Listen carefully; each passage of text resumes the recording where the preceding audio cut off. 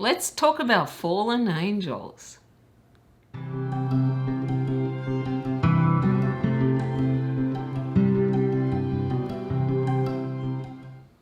G'day to all you lovely people and welcome back to my channel. I'm Kathy and today I want to talk about this, Death Masks, Book 5 in the Dresden Files series by Jim Butcher. First things first, I'm going to be splitting this review into 3 parts. The first part will be spoiler free, the second part will contain spoilers, and the third part will be a summary of my thoughts on the book as well as the score I will give it. I will timestamp each part in my description box below if you want to skip any parts. The truth is that it is very hard to discuss these books now without touching on some spoilers. And when I say spoilers, I'm only referring to spoilers in this book, Death Masks, not to things that have happened in previous books.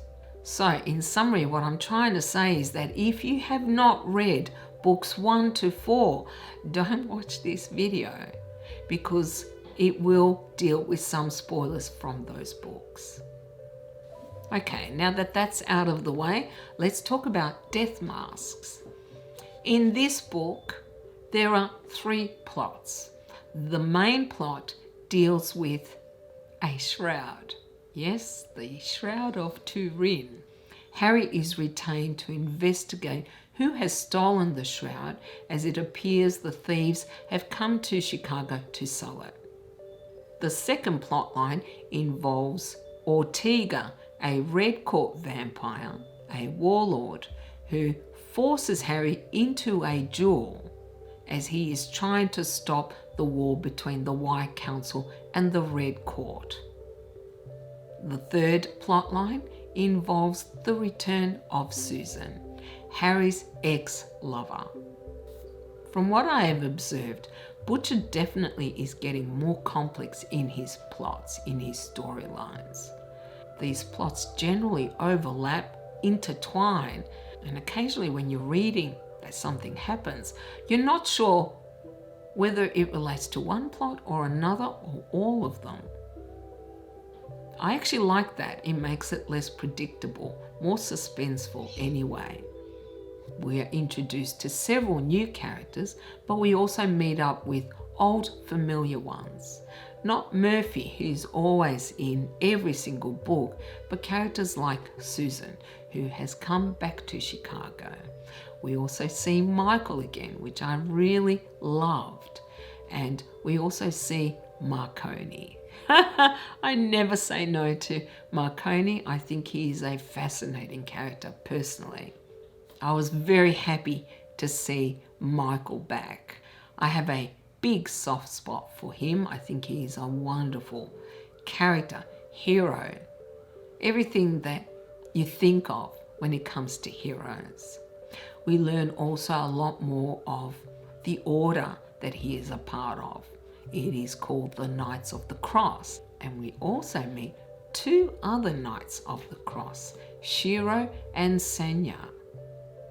Both of these new characters are very similar to Michael in the sense that they are very honourable and righteous men. Paragons, you can call them. I loved the character of Shiro. I felt that he was such a calming, steady, tranquil presence who was actually quite dangerous at times. Sanya, the other Knight of the Cross, was a mishmash of several things. I never knew what to think of him. In relation to the duel that Harry is meant to fight, there is a new character or 2 new characters who are introduced. One is the Archive, who I loved, and Kincaid, who is very interesting and mysterious.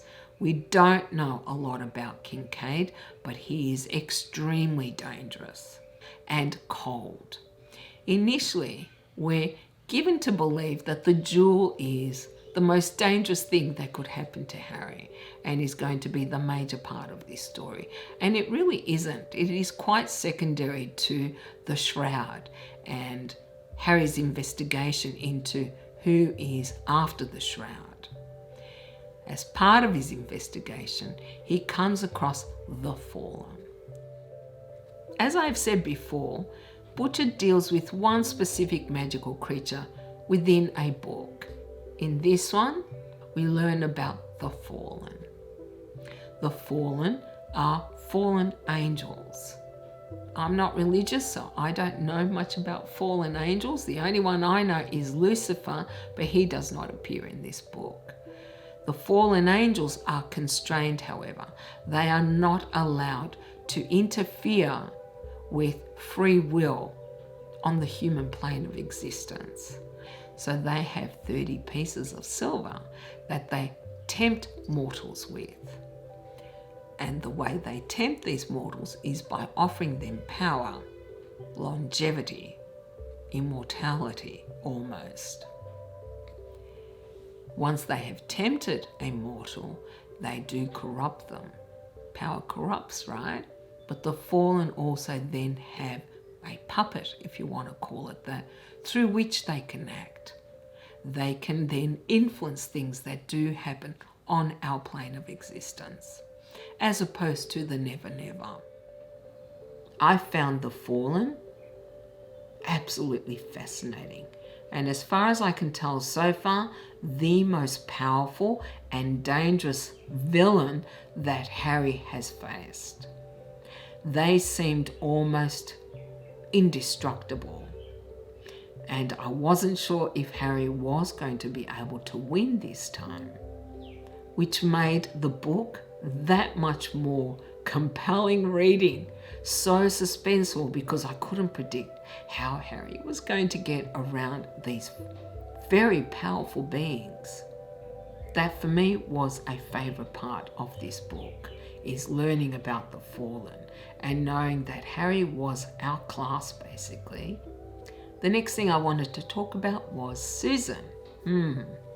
I have been quite blunt in the past that I am not a fan of Susan because I never felt I understood her character. That, however, changed with book 5. In this book, I got a much better understanding of who Susan is and what drives her. I found her character interesting, finally. Only took me 5 books, right? But in addition to that, I also found Harry and Susan's story very poignant. So even though initially I rolled my eyes that Susan was back in this series, I actually changed my mind. The author changed my mind. I was glad that he dealt with their story because it had never really been finalized as such, except at a distance. And it gave me a much better understanding and empathy for this character. I also thought she was kick-ass. And that's all I'm going to say. So what did I love about this book?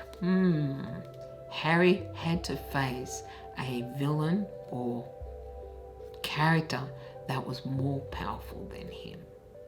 Another thing I really loved was the character of Susan. Surprisingly enough, yes, me. But I did. I really enjoyed her character in book 5. I loved the character of Shiro. Definitely loved Shiro. And Michael, as always.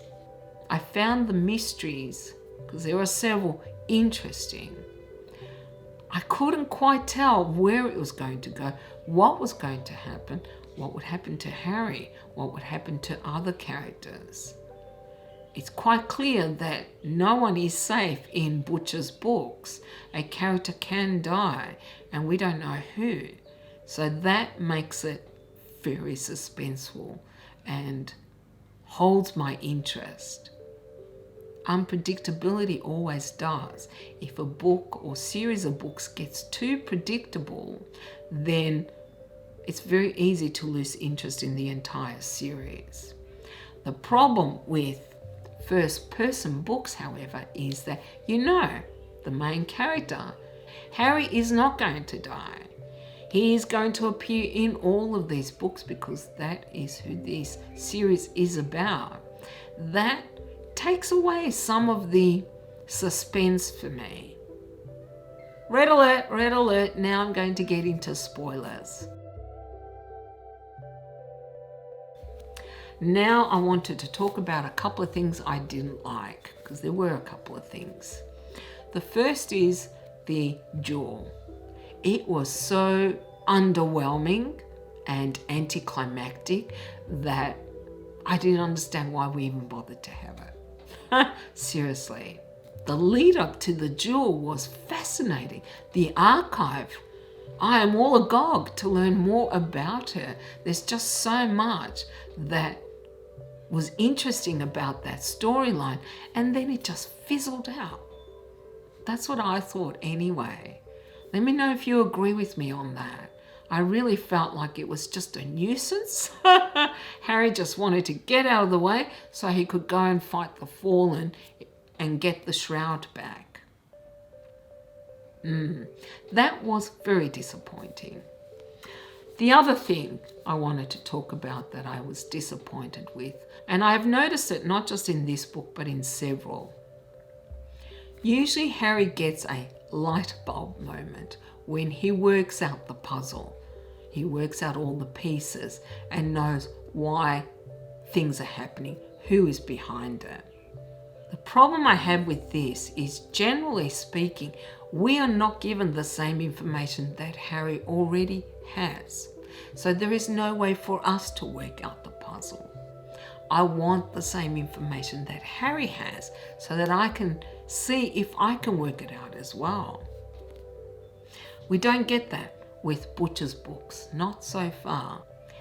On the other hand, I don't want Butcher to give us these great expositions of the magical history, but he could throw bits and pieces throughout the books to let us piece it together ourselves.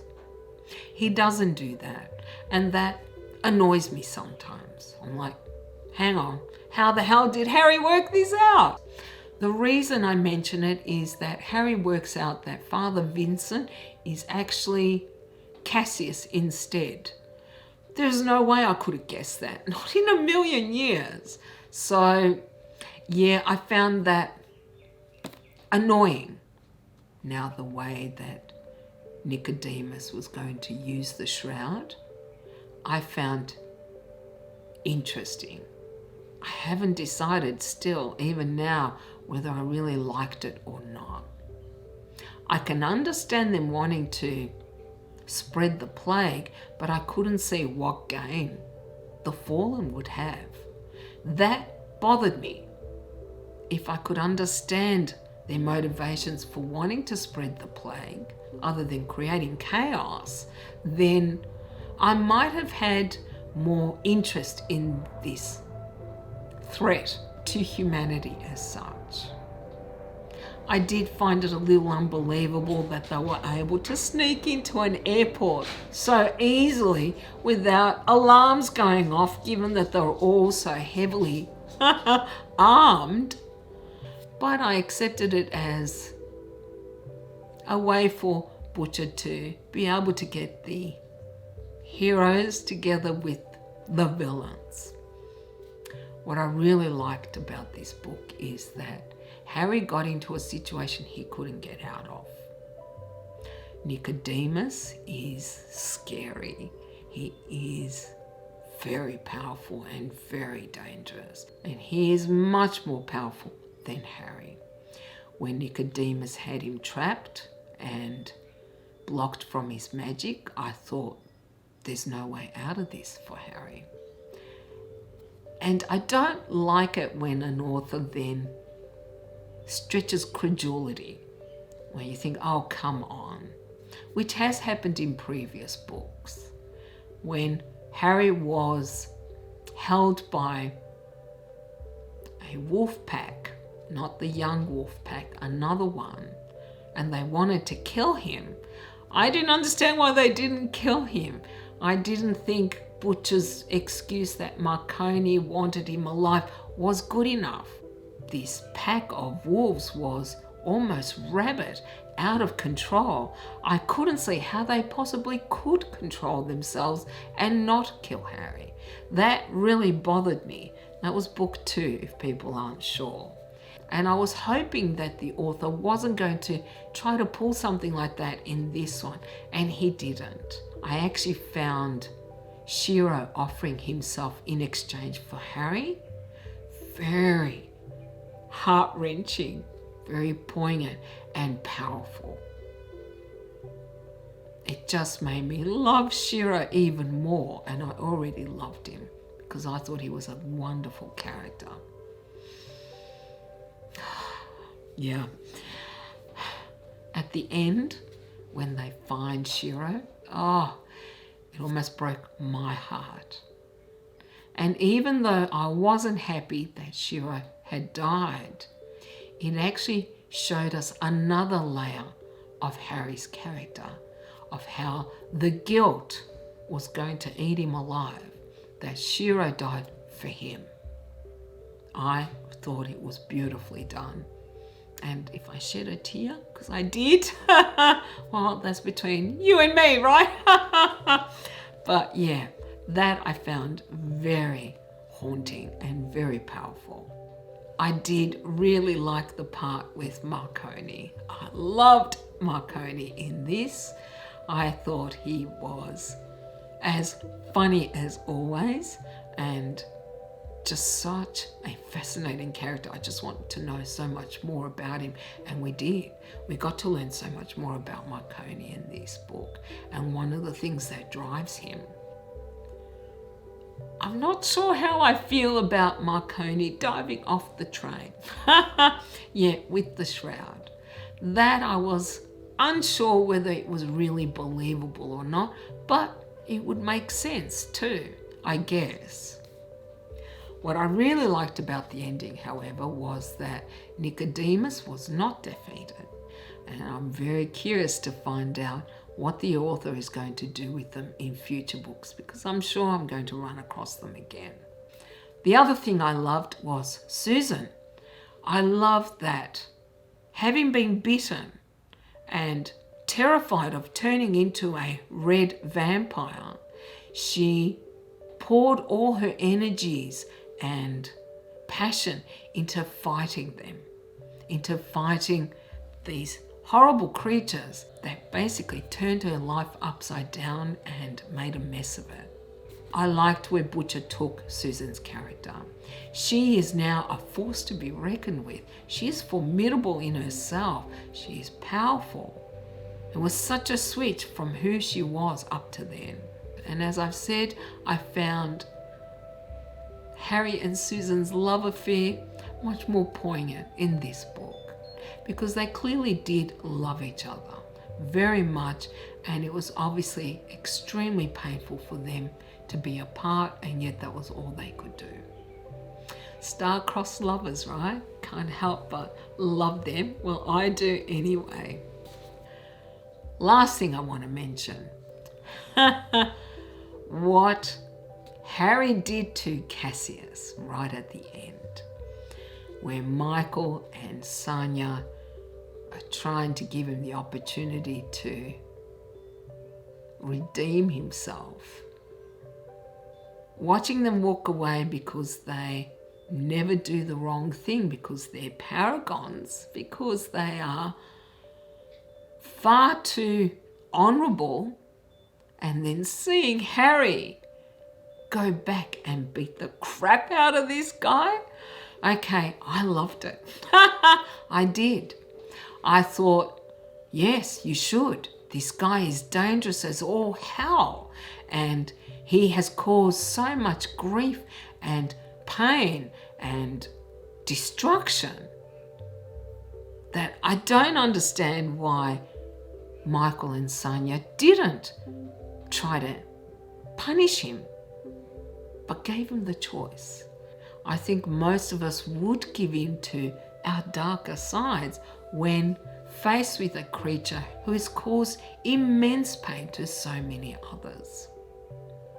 So I just loved what Harry did. I was cheering. I don't know if others would, but I was definitely cheering because I thought he deserved that at the very least. And the last thing I need to mention is Harry touching Lucille's coin. Wow, I was very curious to find out just where that was going to lead. But I thought that was a nice touch to end the book with. Okay, so do I recommend Death Marks? Definitely. This is one of my favourites so far, and I'm up to book 9 at the moment, at the time of recording this anyway. However, I should point out this book wasn't funny, or if there was very little humour. This one was more intense and grimmer than any of the others so far. I highly recommend Death Masks. I think people will really enjoy this one, despite the few criticisms that I have, because I always have criticisms, right? No book is perfect though. I never expect a book to be perfect. For a score, I've been thinking about what score to give this book, because there were a few things I didn't like about it, though there was a lot that I did love about the book. I want to give it 6.5, but I'm going to give it 7. 7 out of 10. Maybe too generous. Anyway, let me know if you have read Death Masks and what your thoughts are on it. You know I love to discuss these books with you guys, and you can put it down in the comments or you can contact me on Instagram. Thank you so very much for hanging out with me. I really do appreciate it. And as usual, if you enjoyed this video, you can give it a thumbs up. And if you haven't already, do consider subscribing to my channel, as it helps my channel to grow. I hope you all have a beautiful day and a beautiful weekend, and I will see you next time. Bye. And I am going to have to... No, I don't. Something happened. A book. Listen to me.